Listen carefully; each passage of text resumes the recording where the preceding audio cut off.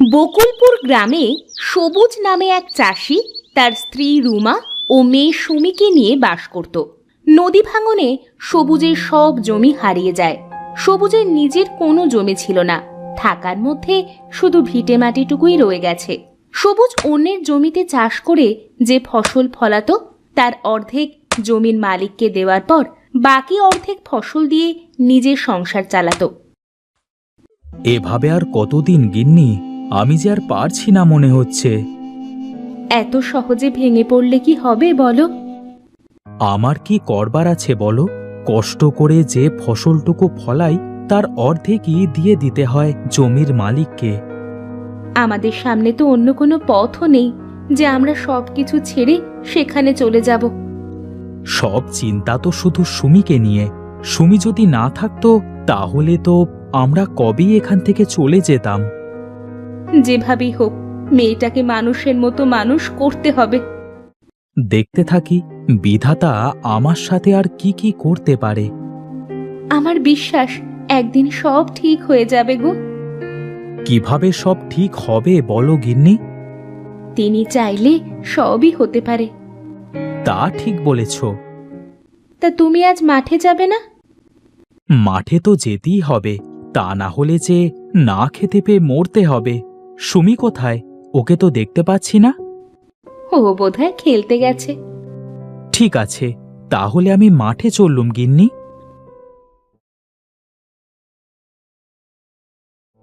সবুজ মাঠের দিকে চলতে শুরু করে। চলতে চলতে সবুজের অমলের সাথে দেখা হয়।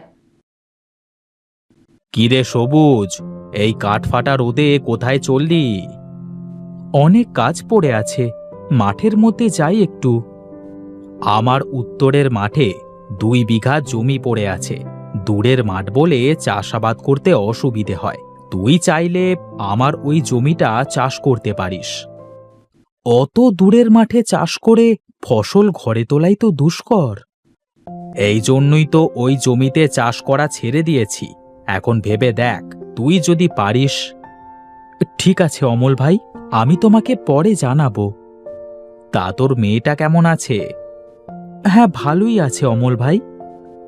শুনলাম তোর মেয়েটা নাকি অনেক সুন্দর, আর লেখাপড়াতেও নাকি অনেক ভালো। সবই তোমাদের দোয়ায়।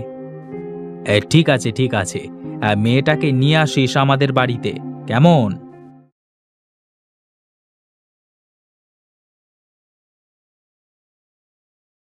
সুমি আর রিমা একই স্কুলে পড়ে। রিমা হলো অমলের মেয়ে। সুমি আর রিমা সব সময় একসাথে স্কুলে যায়। সুমি সব সময় হাসি খুশি থাকে। বাবা মা কষ্টে থাকলেও তারা কখনো সুমিকে বুঝতে দেয় না। এই সুমি, দেখ তো আমার নতুন জামাটা কেমন লাগছে। খুব সুন্দর হয়েছে। এই জামাটা আমার বাবা আমাকে কিনে দিয়েছে। বলেছে ভালো লেখাপড়া করলে প্রতি মাসে আমাকে একটা করে নতুন নতুন জামা দেবে। সে তো খুব ভালো কথা। সুমি আর রিমা গল্প করতে করতে স্কুলে যায়। সবুজ মাঠ থেকে বাড়ি ফেরে। কই গো গিন্নি, তাড়াতাড়ি দুমুঠো ভাত দাও দেখি। তুমি হাত মুখ ধুয়ে বসো, আমি খাবার নিয়ে আসছি।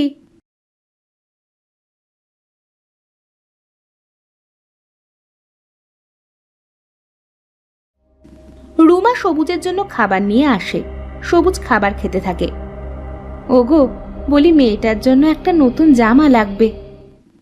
নতুন জামা মানে তো বেশ কয়েকটা টাকার হিসাব। ঠিক আছে, দেখি কি করা যায়। একটা মাত্র মেয়ে, পড়ার মাথাও ভালো। যেভাবেই হোক মেয়েটাকে শিক্ষিত করে তুলতেই হবে। সেই আশায় তো দিনরাত মেহনত করে যাচ্ছি।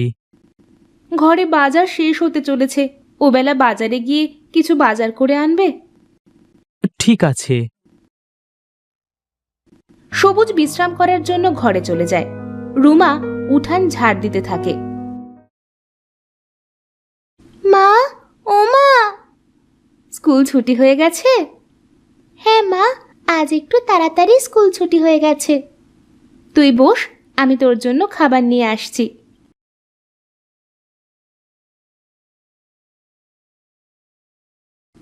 রুমা ঘর থেকে খাবার এনে সুমিকে খেতে দেয়।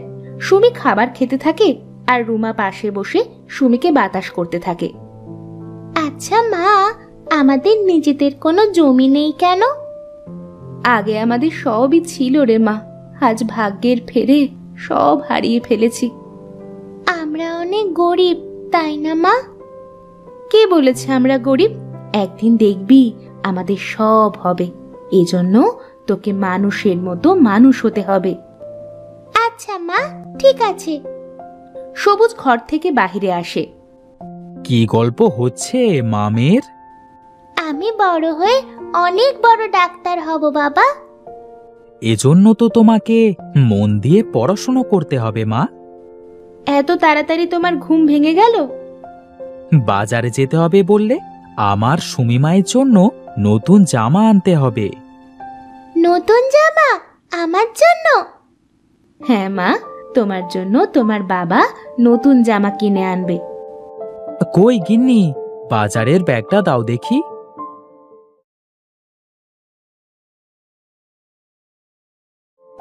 রুমা বাজারের ব্যাগ এনে সবুজের হাতে দেয়। সবুজ বাজারের দিকে চলতে শুরু করে।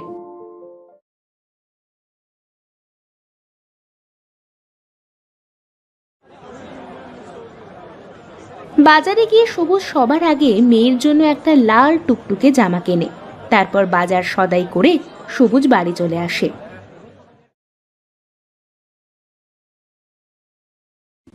কই গো গিন্নি, কোথায় গেলে তুমি? এই তো আসছি। ধরো ধরো, বাজারের ব্যাগটা ধরো। কই, আমার সুমিমা কোথায়? এই তো বাবা, আমি এখানে। এদিকে আয় মা, দেখ তো জামাটা কেমন হয়েছে। খুব সুন্দর, খুব সুন্দর হয়েছে বাবা। যা দেখি মা, জামাটা গায়ে দিয়ে আয় তো। সুমি নতুন জামা পেয়ে অনেক খুশি হয়। আমাকে কেমন লাগছে মা নতুন জামাতে? একদম রাজকন্যার মতো লাগছে। কার মেয়ে দেখতে হবে তো। তোমরা ঘরে গিয়ে বসো, আমি রান্নার কাজ শেষ করি। এভাবেই চলতে থাকে সবুজের ছোট্ট সংসার। ছোট সুমি আস্তে আস্তে বড় হতে থাকে। বড় হতে থাকে সবুজ আর রুমার স্বপ্ন। সুমি একদিন বড় ডাক্তার হবে, সবুজ আবার তার হারানো সম্পত্তি ফিরে পাবে। বাবা, কোথায় যাও তুমি? বাজারে যাই মা। কেন, তোমার কি কিছু লাগবে? আমার খুব করে কাঁঠাল খেতে ইচ্ছে করছে। ঠিক আছে মা, আমি বাজার থেকে আসবার সময় বড় দেখে একটা কাঁঠাল নিয়ে আসবো।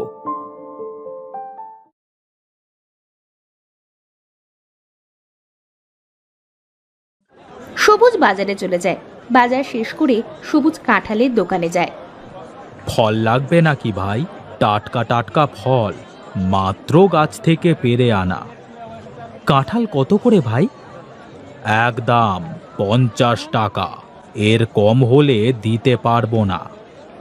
ঠিক আছে, আমাকে একটা বড় দেখে কাঁঠাল দেন দেখি।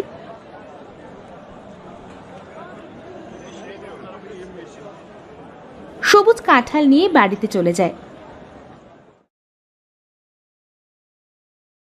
রুমা, কোথায় গেলে তুমি? দেখো দেখো, আমার সুমিমায়ের জন্য কত বড় কাঁঠাল নিয়ে এসেছি। উমা, কত বড় কাঁঠাল!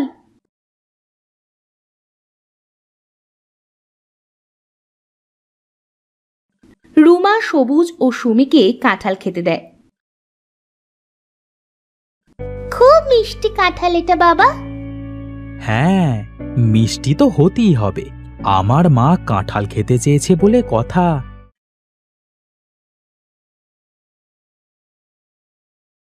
কাঁঠাল খাওয়া শেষ করে সুমি কাঁঠালের কয়টা আঁটি বাড়ির পাশে লাগিয়ে দেয়।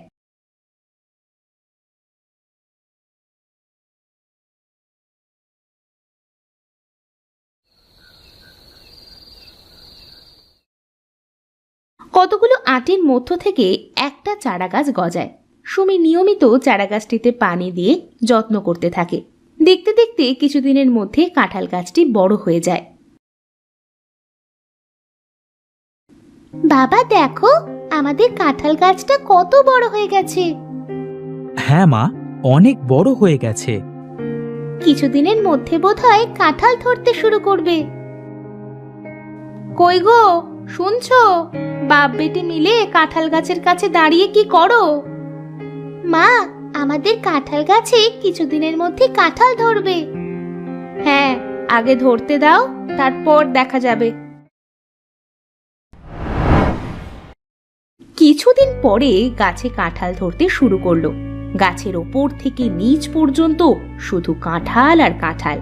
এক একটা কাঁঠালও অনেক বড় বড়। মা দেখো দেখো, আমাদের কাঁঠাল গাছে কত কাঁঠাল ধরেছে। হ্যাঁ, এ তো অনেক কাঁঠাল ধরেছে। আমি আমার জীবনে এত কাঁঠাল কোনো গাছে ধরতে দেখিনি। শুধু কি এত কাঁঠাল? এত বড় বড় কাঁঠাল এর আগে কখনো দেখেছো? সত্যি, কাঁঠালগুলো অনেক বড় বড় হয়েছে। আমাদের গাছে কয়টা কাঁঠাল ধরেছে একবার গুনে ফেলো তো মা। সুমি গাছের কাঁঠাল 1-2 করে গুনতে শুরু করে। গাছে 100টি কাঁঠাল ধরেছে। এত বড় বড় কাঁঠাল, তার উপর 100টা, এ যেন কারো বিশ্বাস হওয়ার কথা না।